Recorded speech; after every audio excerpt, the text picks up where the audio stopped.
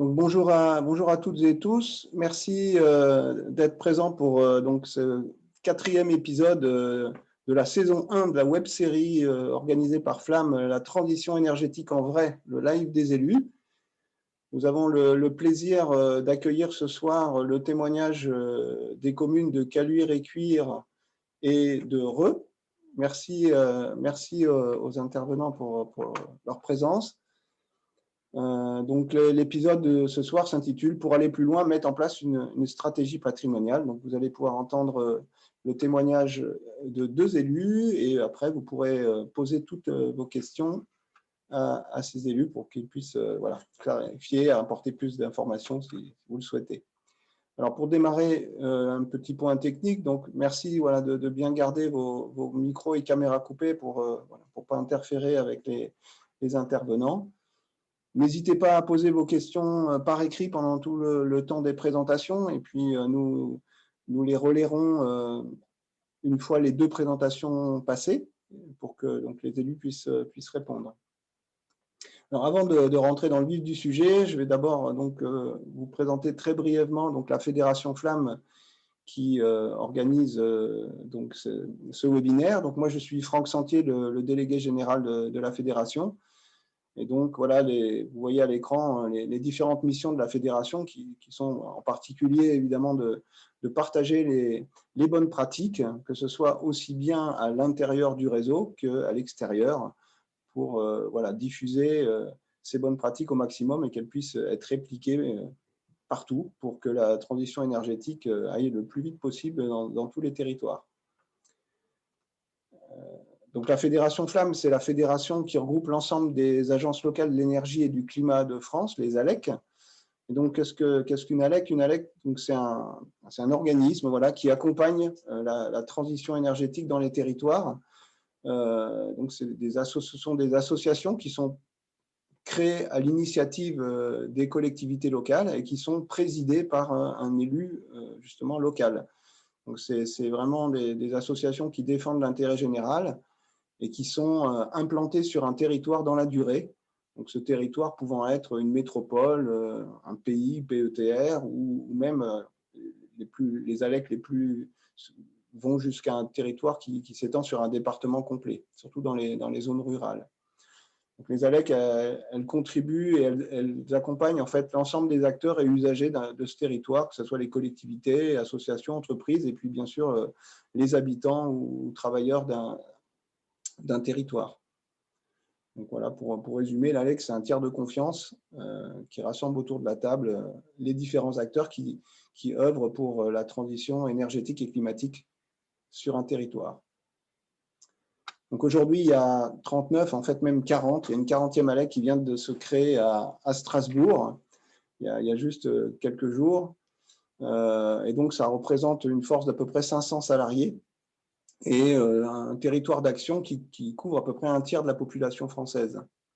Voilà, donc les ALEC portent un certain nombre de dispositifs nationaux, comme les espaces info-énergie ou espaces conseil fer, comme on dit aujourd'hui, donc le conseil sur la rénovation énergétique des logements pour les particuliers, avec les plateformes territoriales de rénovation énergétique, qui sont des systèmes d'accompagnement plus poussés pour la rénovation.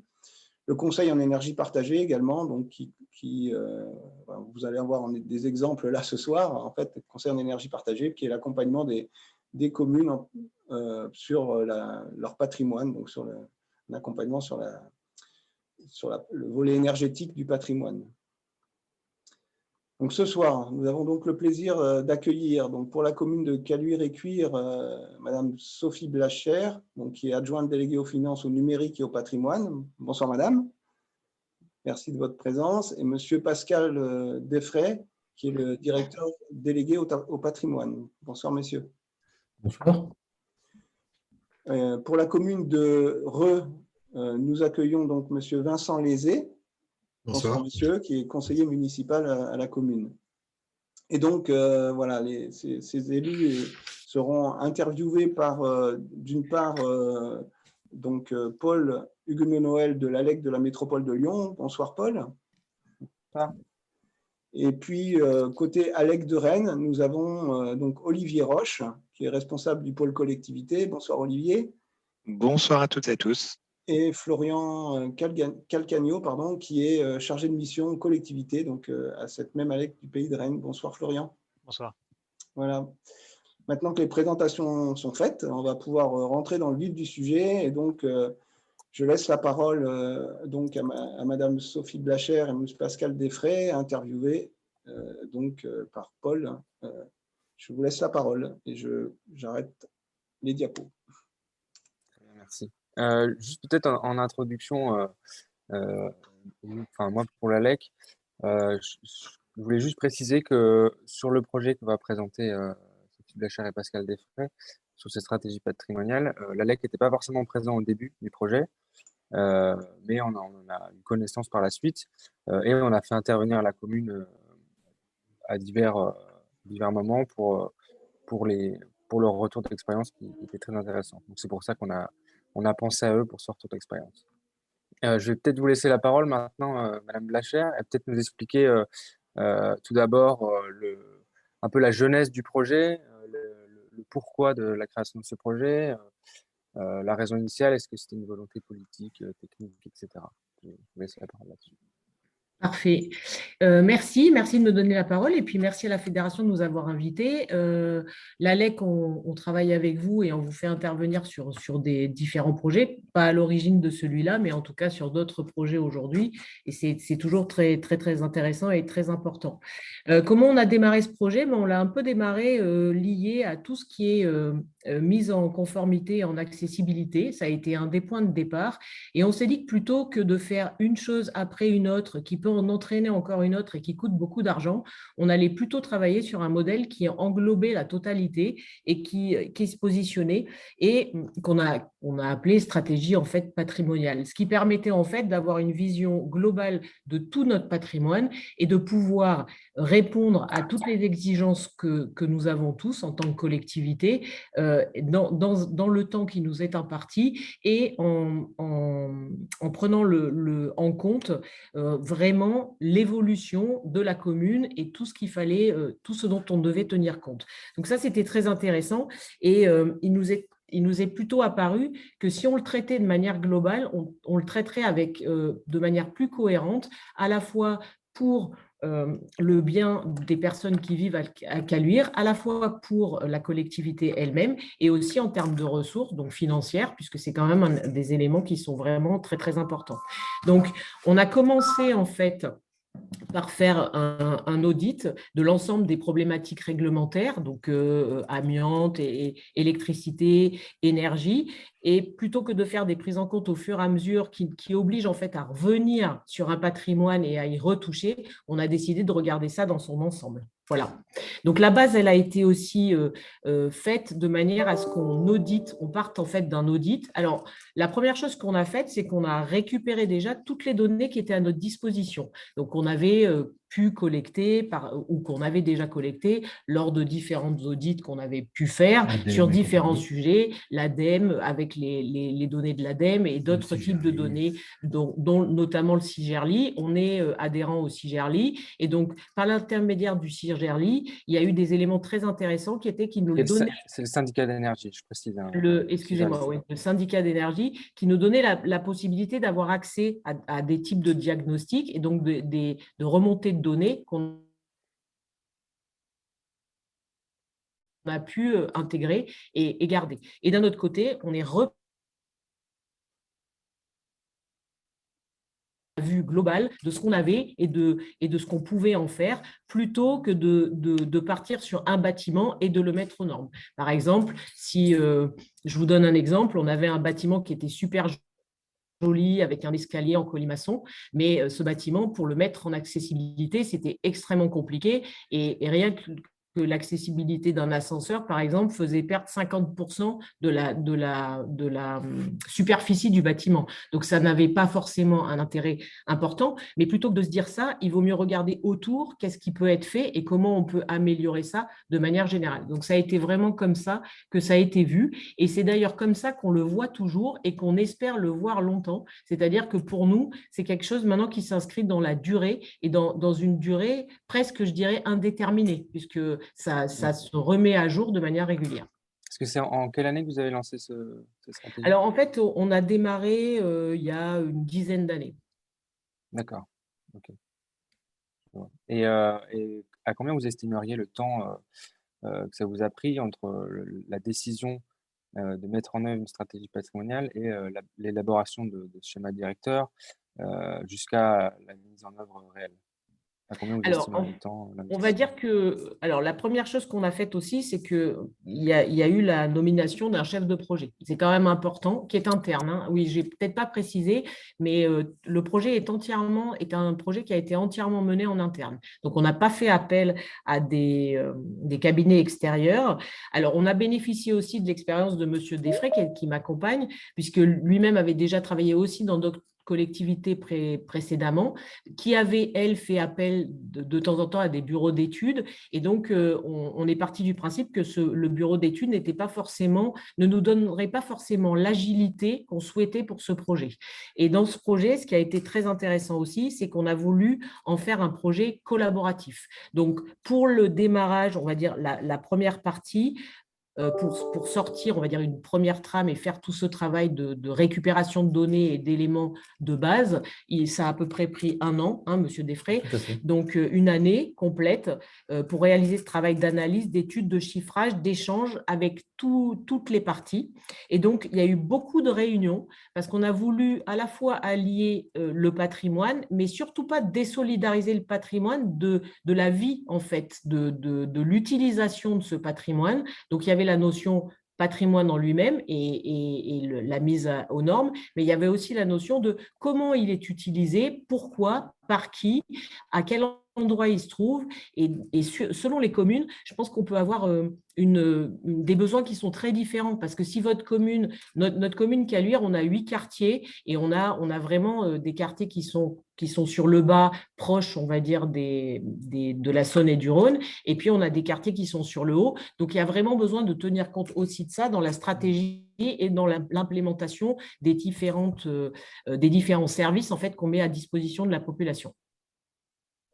D'accord. Si on rentre un peu plus dans le vif du sujet, est-ce que vous avez défini certains critères indicateurs durant l'élaboration de cette stratégie pour sa mise en œuvre? Est-ce que vous avez priorisé certains bâtiments selon…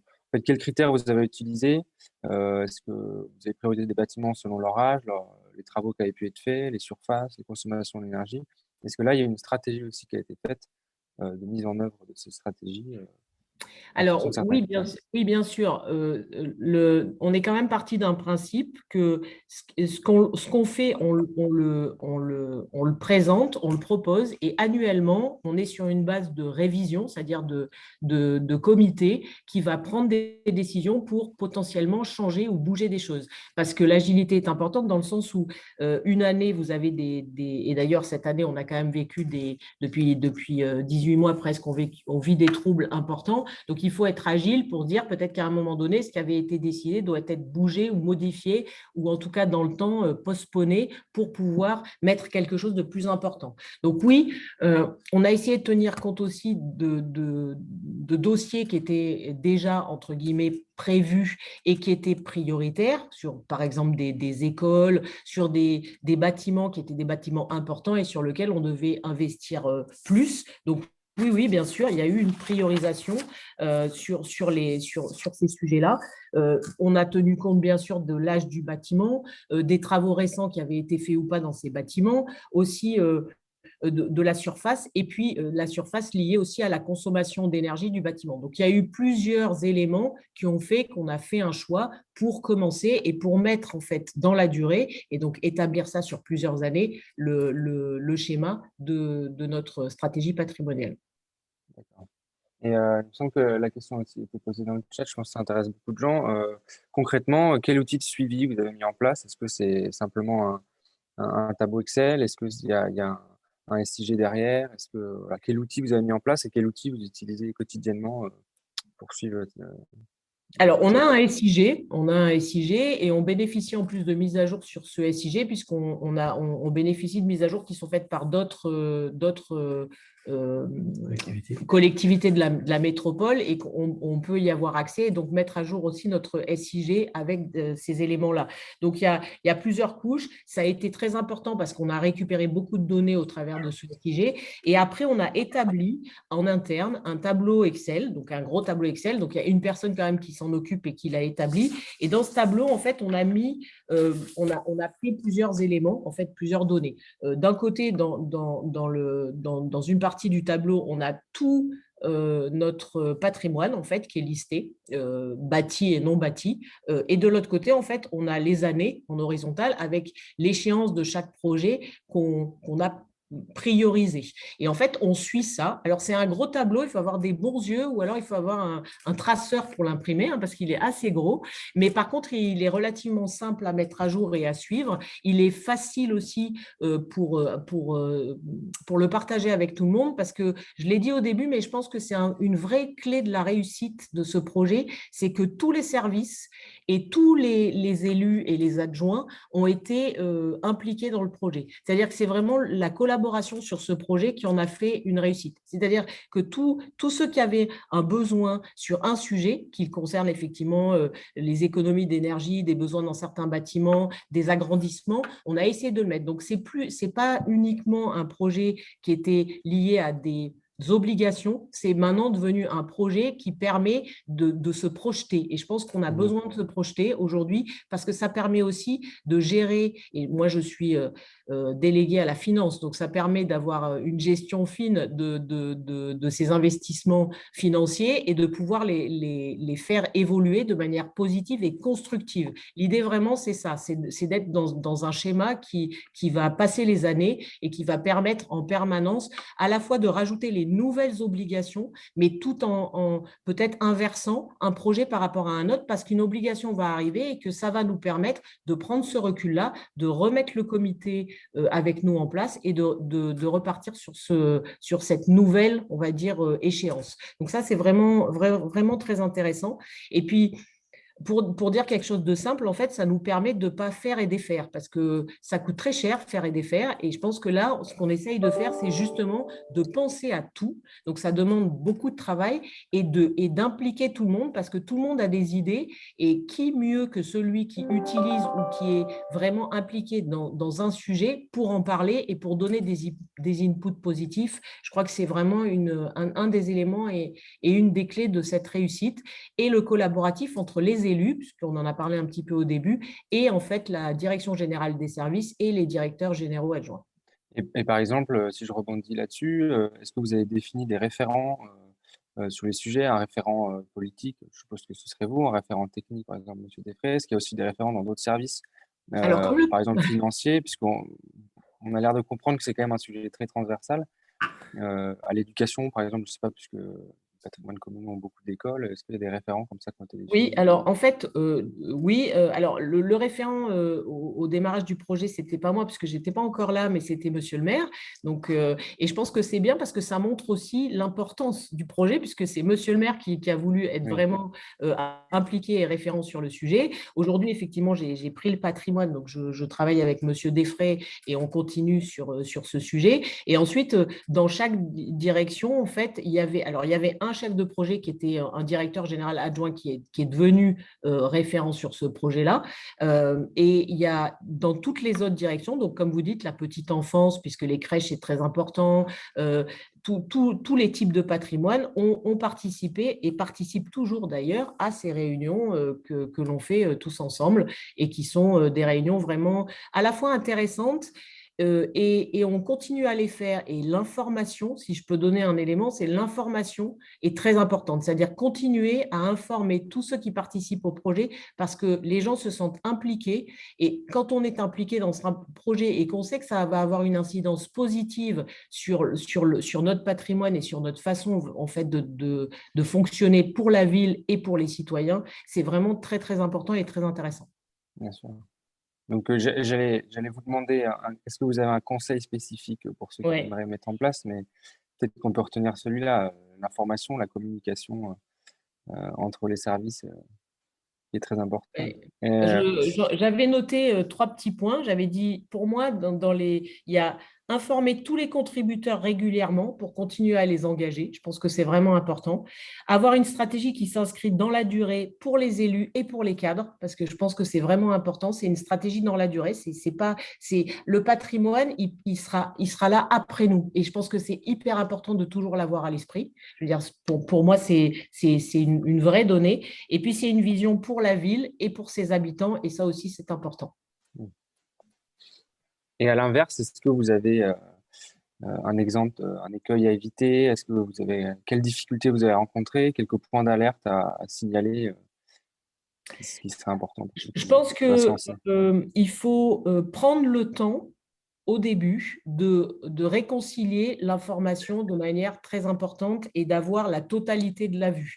Parce que c'est vraiment ça, c'est-à-dire que si on a fait au départ un bon audit et qu'on a tout vu, c'est-à-dire qu'on a vraiment, on part d'une base qui est une bonne base, c'est très important parce que si vous oubliez des choses, en fait, c'est dans le déroulé du projet que vous allez rencontrer des écueils parce que effectivement, vous aurez peut-être oublié de prendre Oui, en compte un des aspects. Et le deuxième écueil à éviter, c'est pas du tout figé. Donc, chaque fois en fait qu'il arrive quelque chose ou qu'il y a une donnée complémentaire qui arrive, il faut tout de suite penser en fait, de donner à tous les directeurs généraux adjoints, de penser à informer en fait le responsable du patrimoine pour qu'en fait on puisse le rajouter dans ce projet qui est un projet commun. Et ça, je pense que c'est vraiment un écueil à éviter parce qu'on n'est pas dans quelque chose de figé réellement. C'est pas Donc, techno. voilà, exactement. Et c'est agilité, c'est important. Voilà. Peut-être que vous avez d'accord. quelque chose à rajouter, Monsieur Non, Desfray? non, c'est très clair, enfin, me concernant.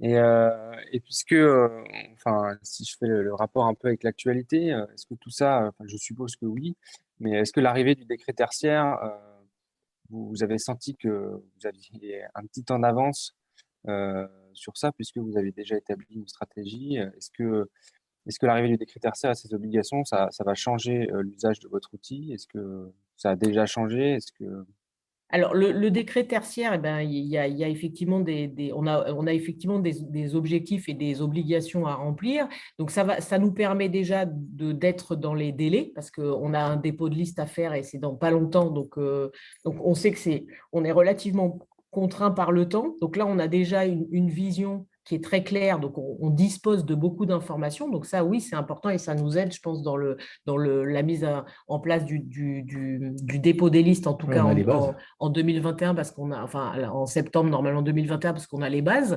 Et ensuite, ça nous permet aussi de bénéficier de ce qu'on a déjà fait et de regarder en fait, enfin d'utiliser tout ce qu'on a déjà mis à disposition parce qu'on a aussi des outils, notamment pour le chauffage, pour le suivi des consommations. On a mis en place un outil, par exemple, qui aujourd'hui nous permet de piloter les consommations et qui Tous va les nous flux, permettre, et tous les flux d'ailleurs, comme précise Monsieur Desfray, et qui va nous permettre donc de récupérer toutes ces données et de pouvoir avoir une bonne gestion puisqu'on sera en capacité en fait d'avoir une analyse qui est assez fine de tous ces sujets. Donc oui, oui, bien sûr que ça aide parce qu'on n'a pas à se reposer la question de ce qu'il faudrait qu'on mette en priorité. On a déjà une bonne vision de tout ce qu'on a, de tout notre patrimoine. On sait maintenant, on analyse tous les flux, on a des remontées de données. On a quand même une base. En fait, là, on parle de base de données. Alors ça, je passe sur ma casquette numérique, mais si votre base de données, elle est déjà très fournie, ça vous permet quand même de passer plus de temps à prendre des décisions et de bonnes décisions plutôt qu'à récupérer ou collecter des données. Donc, c'est effectivement un gros gain de temps. D'accord, très bien, merci. Bah, écoutez, je pense qu'on va s'arrêter là parce qu'il me semble qu'on a un peu dépassé le temps. Ah oui, Et de toute façon, on pourra revenir sur des questions à la fin, il me semble, hein. bien Faudra sûr. que je Merci beaucoup. revérifie. Merci Merci à à vous. vous, en tout cas. Juste peut-être une information que vous n'avez pas donnée, c'est la taille de la commune pour se rendre compte un Ah peu. oui, je voulais Oui, le dire au début. Vous avez raison. Alors, on est une commune de C'est bien vu. 43 000 habitants. D'accord. Ok, donc merci. Merci beaucoup pour ce premier merci. témoignage. On va donc passer la parole à Monsieur Lézé. Je vous laisse la parole. Ok, et je vais peut-être même démarrer, excuse-moi Voilà. Franck, du Non, coup, non, mais je vais vas-y, jouer, voilà. Oui, oui, oui. Monsieur Lézé, excusez-moi, je vais jouer le rôle donc de l'intervieweur.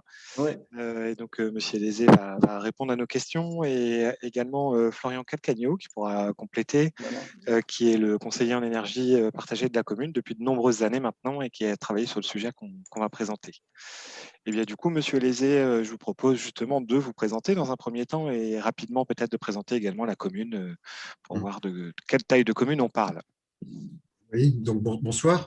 Donc moi, je suis conseiller délégué. Alors, je suis élu depuis le mois de juillet 2020. Donc, je suis un nouvel élu et donc par rapport au sujet qu'on va aborder, c'est vrai que j'ai pas forcément participé à son élaboration, mais d'un autre côté, c'est aussi pas inintéressant parce que ça me permet d'avoir une vision un peu neuve en fait de ce qui a été fait et je vous dirai aussi pourquoi en fait c'est intéressant quand on est nouvel élu, quand on prend de nouvelles responsabilités, comment un travail réalisé de cette façon en fait peut nous apporter beaucoup en fait. Voilà. Sur la commune, donc la commune de L'Heureux, en fait, on dit L'Heureux, c'est une commune de 9000 habitants dans la métropole de Rennes, en fait. Donc 9000 habitants, on a eu une croissance très importante en fait du nombre d'habitants depuis une dizaine d'années, ce qui nous a un peu boosté en fait au niveau des infrastructures. On est une cité-jardin en fait depuis 1969 avec un urbaniste qui a marqué en fait un peu l'histoire de la commune qui s'appelle Gaston Bardet.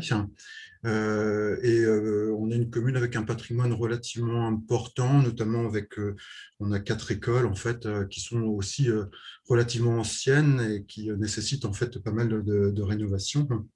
On a un collège et un lycée, mais le collège et le lycée dépendent en fait d'autres du conseil départemental et puis du conseil régional. Voilà, on a une ville assez dynamique aussi avec des complexes sportifs relativement importants et parfois assez énergivores en fait. Voilà. Ok, merci pour cette rapide présentation.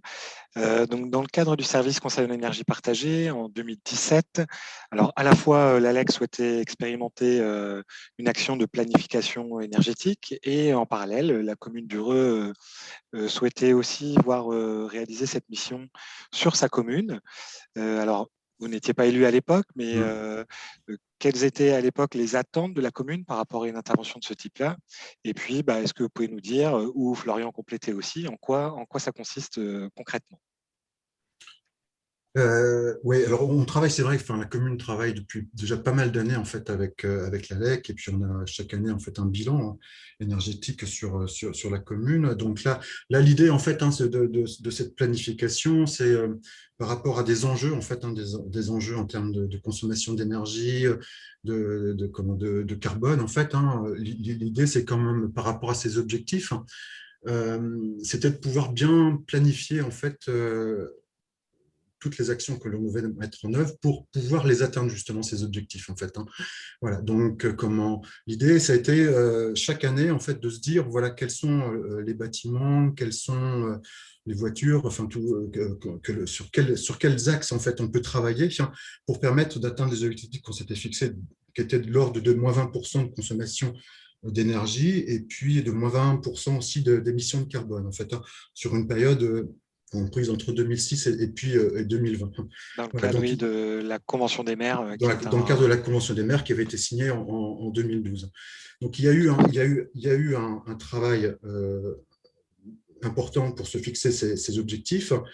Et puis ensuite, on a eu un travail de planification budgétaire. Voilà, c'est évidemment un élément très important en fait dans une commune, de savoir en fait par rapport à des objectifs qu'on souhaite atteindre, quels sont les éléments budgétaires que l'on doit programmer en fait chaque année. Et donc ça a généré en fait la mise en place d'un petit groupe de travail entre les élus et puis quelqu'un de l'ALEC, donc M. Calcagno à l'époque, et puis évidemment une partie des membres du service. Et ce que je trouve aussi intéressant, ça aussi amène en fait un débat au sein du bureau municipal et puis du conseil municipal en fait. Voilà. Donc on a un document voilà, de synthèse qui planifie donc sur chaque année ces éléments à prendre en compte, qui planifie le montant pour chaque axe de travail sur lequel on s'est engagé et qui nous donne quelques indications sur les économies que l'on va avoir en fait au niveau de la commune. Voilà, donc ce qui nous permet de prendre des décisions et de voir si et de voir en fait l'impact que ça peut avoir au fil du temps. Ok, d'accord. Et donc, j'imagine que, bien évidemment, ça prend en compte des questions énergétiques, mais est-ce qu'il y a aussi d'autres aspects qui sont pris en compte dans cette planification liés au projet de développement de la commune, de construction d'équipements, etc., qui ne sont pas forcément uniquement énergétiques et qui rentrent en ligne de compte? Alors oui, il y a une multitude de projets. Alors, on a surtout il y a surtout eu un travail de fait en fait sur de la rénovation en D'accord. termes de bâtiments. Et notamment, il y a eu pas mal un axe de travail assez important sur du renouvellement de chaudières à gaz, notamment au niveau des bâtiments. Il y a, je crois, 4-5 chaudières à gaz qui ont pu être remplacées, qui étaient obsolètes en fait, et qui avaient des consommations d'énergie relativement importantes. Donc ça a été un axe, le premier axe en fait, de travailler Prioritaire. sur les bâtiments, parce que c'est aussi en fait en termes de consommation d'énergie, le secteur d'activité qui est la consommation la plus importante, en fait. Voilà. Et donc, c'est vraiment sur cet axe-là qu'on peut avoir des économies élevées. Donc, il y a eu cet axe, en fait, de renouvellement des chaudières, et puis un axe rénovation, en fait, de certains bâtiments. Alors, entre la planification et puis la réalisation, il y a eu des choses qui ont bougé un peu aussi, en fait, parce que c'est aussi ça, je pense qu'il faut une certaine souplesse, en fait, aussi. C'est une programmation qui est intéressante, mais il y a des choses qui étaient prévues un instant T, il y a des éléments qui font qu'on ne peut pas les mettre en œuvre. Donc, il y avait notamment une salle qui était prévue en termes de rénovation qui n'a pas été faite. Par contre, il y a une école qui n'était pas, elle, prévue en rénovation complète, qui a été complètement, elle, rénovée et qui a permis des économies d'énergie relativement importantes. Voilà. D'accord. Donc ça, c'est… Est-ce que… Ouais, Pardon. allez-y. Pardon. Allez-y, finissez. Non, ça, c'est le premier axe au niveau des bâtiments, sur la consommation d'énergie gaz. Et puis, il y a un deuxième axe, en fait, sur lequel on a travaillé, qui était sur la consommation d'électricité aussi, qui peut, voilà, et notamment avec la mise en place de l'aide. Ok. Peut-être Florian, est-ce que tu veux compléter par rapport à l'outil en lui-même et à sa construction, donner quelques informations? Oui, alors l'outil il a été, comme disait Monsieur Lézé, établi en concertation avec les élus de la commune et aussi les techniciens, notamment le responsable bâtiment de la commune de L'Heureux.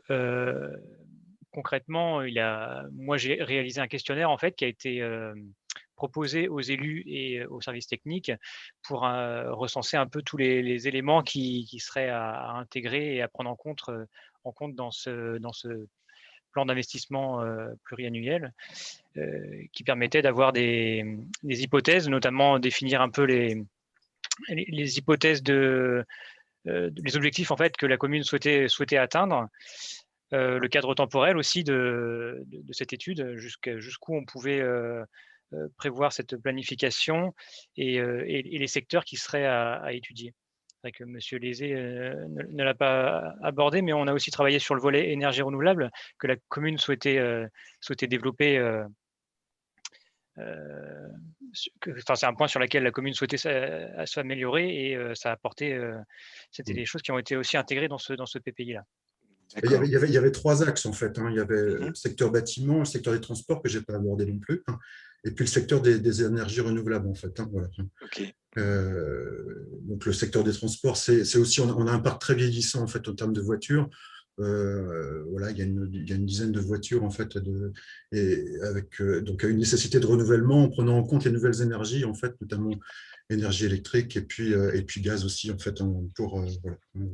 Okay. Et puis sur les énergies renouvelables, c'est vrai, et on avait un gros projet sur les énergies renouvelables, en fait, qui est toujours d'actualité, et notamment la mise en place d'un réseau de chaleur qui, là, à terme, pourra occasionner, en fait, des économies relativement conséquentes et puis une diminution des émissions de carbone. Ça, c'est un élément relativement important. Ouais. Tout à fait. Vous avez évoqué tout à l'heure, Monsieur Lézé, le fait que ce document, finalement, c'est un document qui est vivant en fonction des projets de la commune et de l'évolution de ces projets. Est-ce qu'aujourd'hui, on peut faire un bilan de cet outil, de comment il a été utilisé et quel usage vous voyez de cet outil dans le temps pour vous aider dans les décisions en tant qu'élu?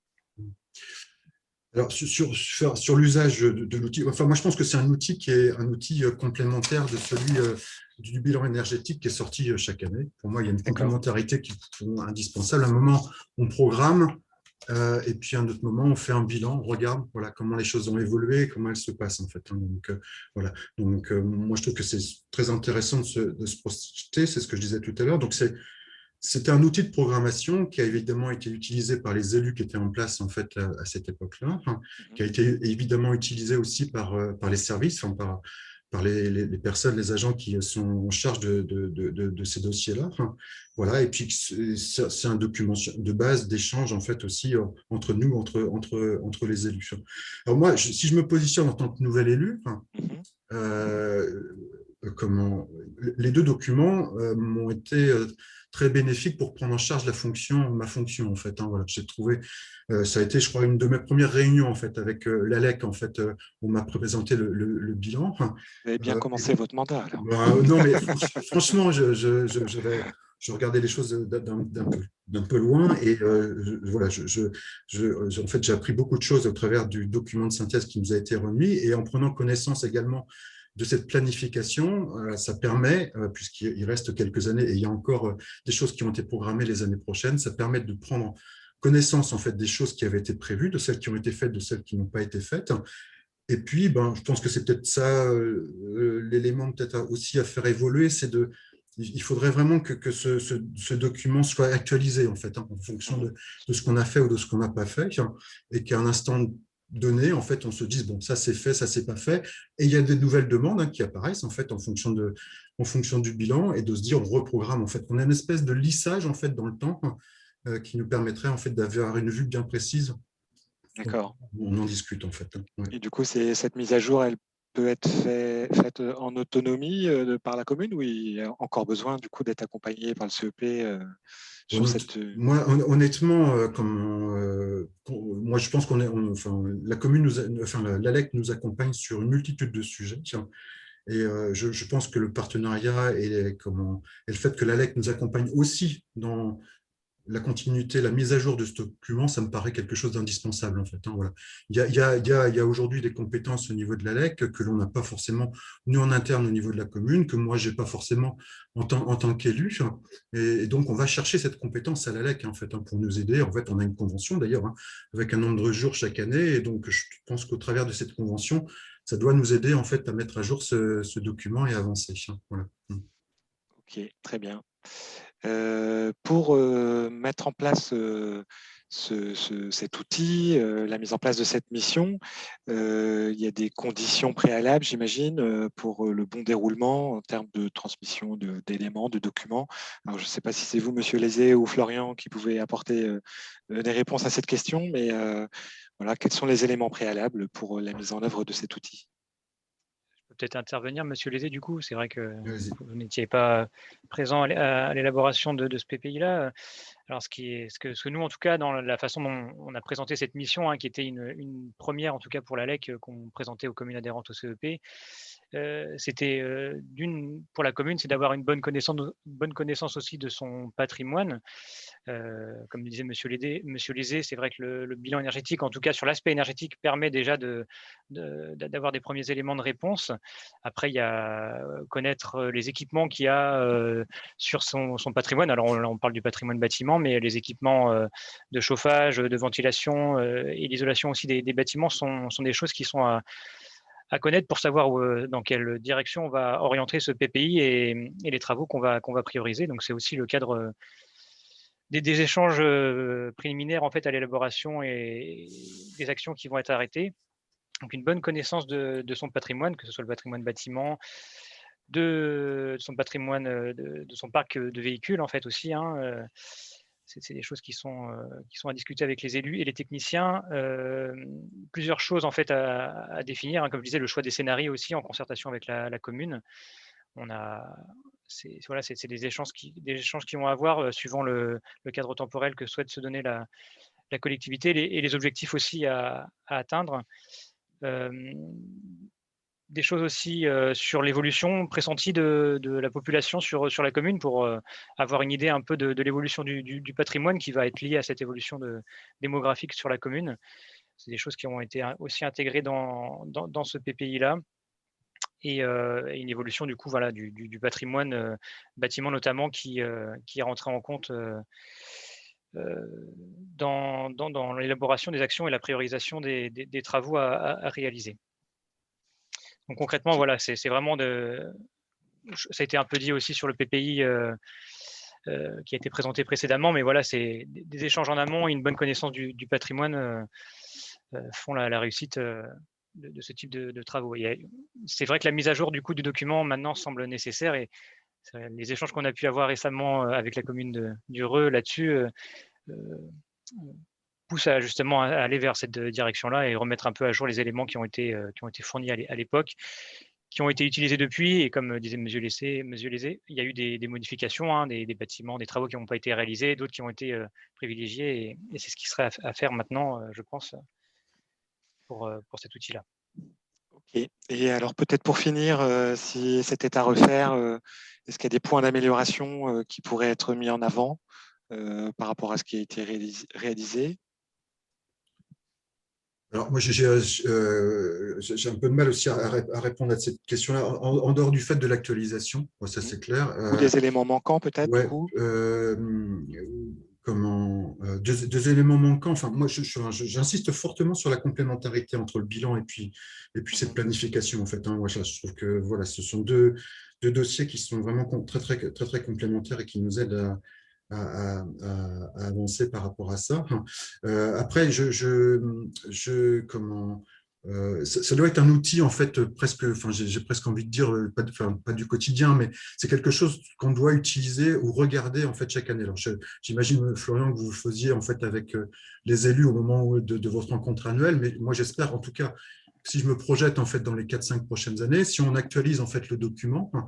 Chaque fois que l'on se voit, en fait, quand on a une discussion sur les évolutions énergétiques au niveau de la commune par rapport aux objectifs que l'on s'est fixés, je me dis on doit faire un point sur les objectifs, enfin la planification. Hein, voilà. Et donc, ça permet quelque part de réactualiser la connaissance au niveau de l'ensemble des élus, notamment au niveau du bureau.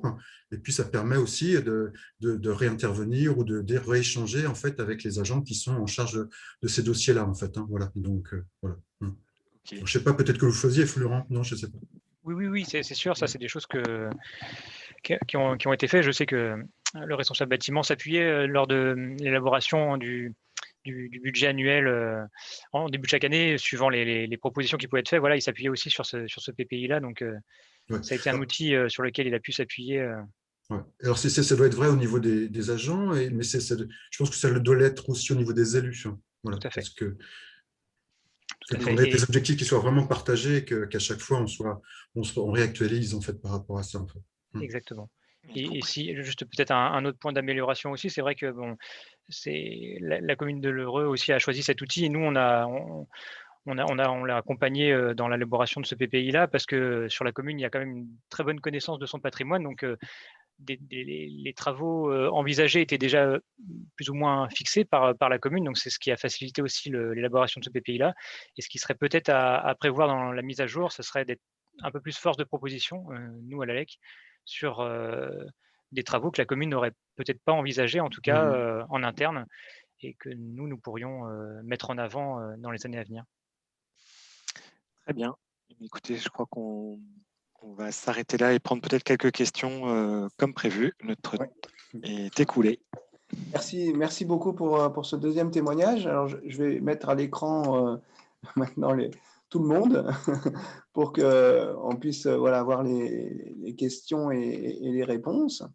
Voilà. Alors, en fait, il y a une question dans le chat pour l'instant et je crois que ça a été un peu abordé dans le deuxième témoignage, mais pas dans le premier. C'est par rapport à l'analyse des besoins et des usages des bâtiments. Et la question dit aussi, êtes-vous allé jusqu'à remettre en question certains bâtiments?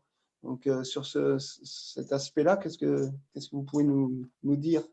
Alors, la réponse est oui, bien sûr. On a, en fonction en fait, des analyses qui ont été faites et des bâtiments et de l'état du bâtiment et des projets aussi qu'il y avait autour de ces bâtiments, il a pu être décidé différentes choses, hein. Ça peut être de les vendre, puisque à un moment donné, si le bâtiment ne peut pas rentrer dans une stratégie cohérente et qu'on ne peut pas le mettre aux normes et qu'à côté, on a une possibilité de transférer dans un bâtiment beaucoup plus adapté, oui, bien sûr. Donc, ça a pu être de les vendre, ça peut être de transformer aussi leur utilisation, c'est-à-dire de passer d'une utilisation à une autre parce que c'était plus cohérent aussi, et de regrouper aussi des typologies, on va dire, de services dans différents bâtiments et en même temps en profiter. Et puis, chaque fois qu'on a rénové des bâtiments, notamment dans les écoles, on a été dans on va dire, des ratios d'économie d'énergie autour de 50%. Voilà. D'accord. Et côté de la commune d'Ureux, est-ce qu'il y a eu aussi comme ça, des bâtiments qui ont éventuellement changé d'usage ou qui ont été vendus ou est-ce que... À ma connaissance, non. Monsieur Florian, je ne sais pas, je ne pense pas. Qui ont changé d'usage, Racheter des morceaux. Alors Oui, après, qui ont ça a été été- intégrés dans le PPI, c'est vrai que pas forcément, hein. non. Tout le patrimoine communal de l'Eureux n'a pas été intégré dans le PPI. Après, il y a des missions, enfin des actions transversales comme le réseau de chaleur qui comprenait certains bâtiments à la base, et Mhm. il y a des bâtiments qui ont subi des dégâts et qui ont disparu du coup de cette étude-là. Mais sinon, dans le cadre du PPI, non, il n'y a pas de bâtiments qui ont été vendus, ou c'est plutôt des projets qui ont été recentrés sur d'autres priorités, comme le disait M. Lézé, pardon. Par exemple, le groupe scolaire, voilà, qui n'était pas prévu en réhabilitation globale et finalement dont les travaux ont été réalisés par la suite, qui n'étaient pas intégrés dans le PPI. Et puis, il y a eu d'autres contraintes liées à des incendies ou choses comme ça qui ont fait que voilà, il y a eu du mouvement, mais ça fait partie de la vie d'une commune, quoi, en fait, hein, entre des prévisions et puis des incendies ou des incidents. On fait aussi évoluer les choses, quoi, en fait. D'accord. Merci. Il n'y a pas d'autres questions posées à l'écrit. Alors là, on n'est pas très nombreux, donc si vous voulez intervenir oralement, n'hésitez pas, peut-être lever la main pour que je puisse passer la parole, mais surtout, n'hésitez pas à poser des questions, profitez-en, avoir sous la main des personnes qui ont fait et qui font. Peut-être juste pour répondre à la question qui était posée sur l'outil qui était utilisé justement pour élaborer ce PPI. Donc à l'ALEC, on a travaillé à la création c'est un fichier Excel en fait, hein, où on vient remplir les actions et les économies d'énergie attendues, l'impact sur les émissions de CO2. On vient mouliner tout ça dans le tableau Excel qui va après derrière ça va se représenter sous forme un peu de calendrier, hein, annuel, avec les projections annuelles sur les 10-20 ans qui ont été prévus, hein. Voilà, on s'est appuyé sur un tableau Excel, quoi. Donc oui, le temps long envisagé dans cette programmation, c'est de l'ordre de 10-20 ans, quoi, c'est ça? Oui. Ouais. Et du côté de la commune de Caluire-et-Cuire, c'est aussi ce genre ce temps long qui est envisagé, enfin, Pour l'instant, l'horizon du tableau qui est bien évidemment glissant, c'est 2028. De toute façon, il va glisser naturellement jusqu'à 2030 parce qu'on a quelques petits objectifs à remplir en termes d'économie d'énergie et la preuve qui va avec. Mais ce tableau est appelé maintenant à subsister parce que, pour information, même si c'est sans objet par rapport au sujet abordé, on intègre maintenant les aménagements fonciers, à savoir les squares et autres, qui permettent que cette stratégie patrimoniale soit étendue aussi aux non-bâtis, et parce que la conséquence est bien évidemment financière, pour avoir une vision assez pragmatique et pratique, notamment par les services financiers, les élus, de l'ensemble de ce qu'ils ont en cours. Et donc, cette espèce de table de mixage qui permet d'avancer ou pas certains projets en fonction de retard, parce que autorisation administrative manquant a permis de construire un peu plus compliqué. Du coup, ça dégage de l'argent qui permet de faire autre chose. Et notre tableau, on va donc l'élargir même au foncier qui sera des aires de jeu, des choses comme ça, histoire d'avoir un tableau de bord vraiment Très complet. complet. D'accord. Peut-être, est-ce que vous pouvez nous donner, comme vous avez mentionné, le fait que vous avez vendu des bâtiments, vous avez changé, regroupé, etc. Vous pouvez nous donner quelques exemples concrets de ce que vous avez réalisé pour qu'on comprenne. Oui, par exemple, au tout début, après avoir étudié la stratégie et qu'elle a été validée par les élus, dans le quartier de Saint-Clair, en bord de Rhône, on avait un bâtiment magnifique avec un très bel escalier à la lyonnaise. C'est un exemple parce qu'on a eu d'autres cas, mais qui était une maison à l'origine, donc déjà pas très adaptée pour un ERP. Et il accueillait un centre social et une maison de quartier et une salle familiale. C'est une salle où peuvent se dérouler des fêtes de famille. Et vu le coût de l'investissement pour mettre un ascenseur qui allait manger beaucoup de place et du coup nous laisser trop peu de place par rapport à l'usage, ça veut dire que le bâtiment, lui, il était condamné. Donc on l'a purement et simplement vendu et on a réemployé d'autres locaux, on a redéployé des activités qui devaient exister et qui devaient rester dans ce quartier-là. Mais c'est sur 3 sites différents. Et le service est toujours rendu à la population, encore mieux parce que c'est accessible à 100% par les handicapés, parce que ça nous a permis d'optimiser l'occupation des volumes considérés. On a pris en compte dans la stratégie le fait qu'un bâtiment, il faut l'occuper le plus possible à 100% et le rendre flexible. Par exemple, une école qui a une salle de sport, c'est quand même sympa de ne chauffer la salle que le soir pour pouvoir y faire de la gym plutôt que d'avoir un gymnase dédié à la gym pour certaines catégories de personnes, âgées ou pas. Donc, on a pris en compte ça aussi, l'optimisation de l'usage des patrimoines, j'allais dire de la cave au grenier. Et ce n'est pas une boutade, il y a des endroits où les caves, on les a transformées pour des archives d'associations ou ce genre de choses, histoire que le moindre mètre carré ait un usage en fonction des possibilités.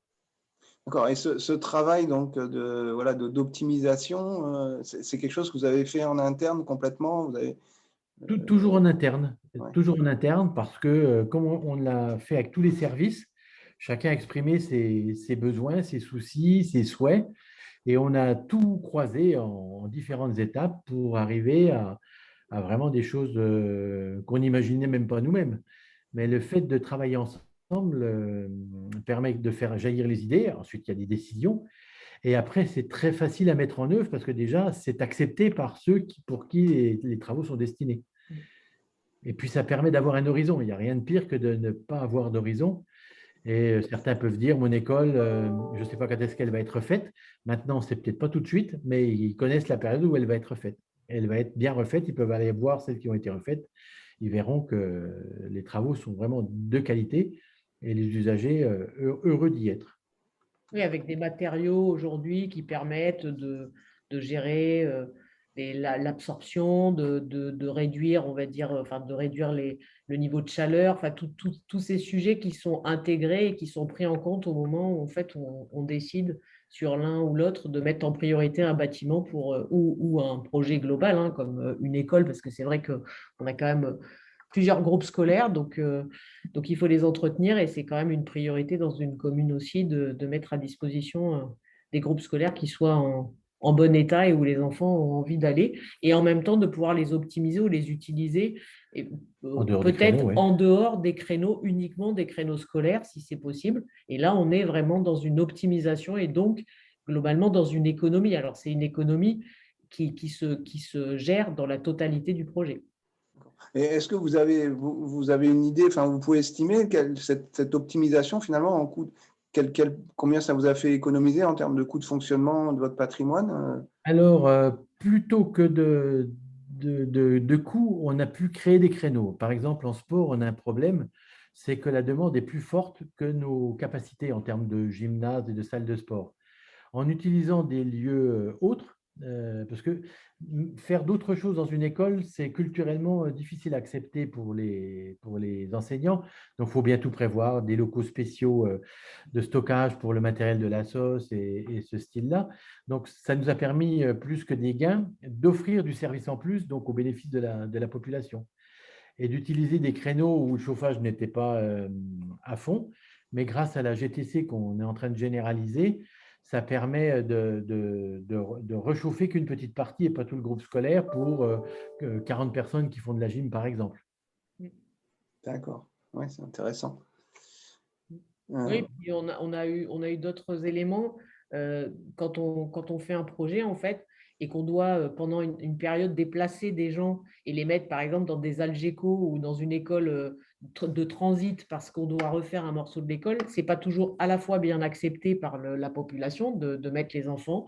Et puis, ça génère, en fait, d'autres types de problèmes. Donc, l'idée, c'était aussi de regarder dans notre patrimoine comment on pouvait gérer nos projets en faisant un projet, en gardant une place pour pouvoir avoir une sorte de bâtiment qui va servir de bâtiment de relais entre les différentes écoles pendant qu'on rénove une école. Et donc, comme ça permet en plus d'optimiser, de ne pas faire appel forcément à de l'Algeco qui peut coûter très cher. Donc, ce sont des économies qui sont, on va dire, qui s'empilent, mais qui ne sont pas forcément quantifiables, puisqu'en plus, elles sont annuelles et elles sont mises dans les différents budgets. Et oui, globalement, ça veut dire qu'on maîtrise bien nos budgets de fonctionnement, parce que ça, c'est important, pour pouvoir continuer à faire ça. Et c'est plutôt bien apprécié, à la fois pour nous, parce que ça met du confort, mais aussi pour les usagers qui sont contents de pouvoir, qui acceptent en fait bien le fait que pendant un moment, on va les déplacer. Il y a un exemple très précis. On avait un très gros groupe scolaire où tout était occupé. On a regardé comment optimiser un groupe scolaire de 3 gros bâtiments et on a réussi à entièrement dégager un bâtiment qui était moyen par rapport aux 2 autres, à remettre toutes les activités dans la maternelle et dans l'élémentaire. Et ensuite, ce bâtiment libéré, on a fait un minimum de travaux dedans. On a fait un restaurant scolaire, on a fait un préau, on a amené le minimum de choses et d'accessibilité. Et il sert de bâtiment relais à ce groupe scolaire considéré. Donc, la maternelle, maintenant, est rentrée dans ses locaux, tout refait, tout isolé, tout va bien. L'élémentaire, en fin d'année, vont rentrer dans leurs locaux refaits et libérer le bâtiment. On va déménager une maternelle pour le mettre dedans. On va pouvoir refaire la maternelle. Donc, c'est très aisé d'avoir cette école relais, sachant qu'au terme de ces travaux dans les écoles, ce bâtiment revient à la ville et à l'intérieur, il y a de quoi faire une crèche à un niveau, parce que c'est sur 2 rues décalées d'environ 1 étage, et de faire un centre social à l'autre niveau. Centre social qui bénéficiera hors temps scolaire, des équipements sportifs, de la cour, de la cantine. Donc, l'idée est de mutualiser dans le temps le patrimoine au mieux. C'est des réflexions que j'avais eues en région parisienne, parce que là-bas, il n'y a pas trop le choix vu le coût du foncier. C'est qu'il faut remplir à mort et gérer dans le temps le bâtiment, parce qu'en région parisienne, on ne peut pas bâtir un bâtiment pour chaque activité, même si on est pété de thunes, j'ose dire, on ne peut pas. Et à Caluire, on a fait ça aussi pour le centre de loisirs. Avec le changement des rythmes scolaires, on avait perdu la clientèle. Ce bâtiment était sous-occupé. Et donc, on l'a revu et on a fait une grande crèche au rez-de-chaussée. On ne garde plus que les enfants hors temps scolaire à l'étage. Et le centre de loisirs, on l'a fait dans un groupe scolaire qui était particulièrement adapté, notamment à côté de la piscine et autres. Et donc, on arrive à occuper aussi les bâtiments l'été, ce qui est une bonne chose, parce que sinon, une école, quand on regarde, on fait un bilan sur une année, quand on voit le nombre d'heures d'occupation, ça fait peur. D'accord. C'est aussi un changement culturel, hein, parce que ça veut dire qu'il faut aussi expliquer tout ça aux usagers. Ce sont des changements, mais ça veut dire qu'une commune doit savoir évoluer aussi, proposer des nouvelles choses, partager, donc être vraiment dans un esprit de partage de tout ce qui peut être mis à disposition. Et je crois que c'est ça. On est passé d'un principe où tout était très normé avec chaque chose pour chaque besoin. Et aujourd'hui, on essaye de regarder comment on peut optimiser et donc réduire aussi les consommations énergétiques, puisque de toute façon, on chauffe un bâtiment. Donc, à un moment donné, c'est peut-être plus intéressant que de reconstruire un autre bâtiment à côté qui va lui-même nécessiter d'être chauffé, alors qu'en fait, on va utiliser déjà des locaux. Donc, c'est vraiment et puis, c'est très intéressant de travailler là-dessus parce qu'on voit dans la continuité les évolutions et on se pose toutes les questions sur les alentours. Donc en termes intellectuels, je pense que c'est aussi très intéressant pour les équipes de travailler sur des projets dans ce sens-là. On voit la finalité, en fait. On voit pourquoi on le fait et c'est très intéressant. D'accord. Merci beaucoup pour ce témoignage. On arrive à la fin de notre webinaire. Je ne sais pas si, Monsieur Lézé, vous voulez encore passer un message ou si on arrête là. Il n'y a pas d'autres questions en tous les cas. Non, merci. Non, je pense qu'on a fait le tour de la question. Non, voilà, on va travailler maintenant, je pense, pour mettre à jour à nouveau le document, en fait, et puis avancer pour les 6 prochaines années, là. D'accord. Bah, écoutez, merci vraiment beaucoup pour ces 2 témoignages. Merci, oui. Il y a une petite question dans le chat par rapport au replay. Donc, effectivement, le replay de ce webinaire sera disponible sur la chaîne YouTube de la Fédération Flamme. Donc, voilà, il sera accessible d'ici quelques jours. Merci beaucoup. Et puis, bonne soirée à tout le monde. Au revoir. Merci à vous. Très bonne soirée. Merci. Au revoir. Au revoir. Merci, au revoir.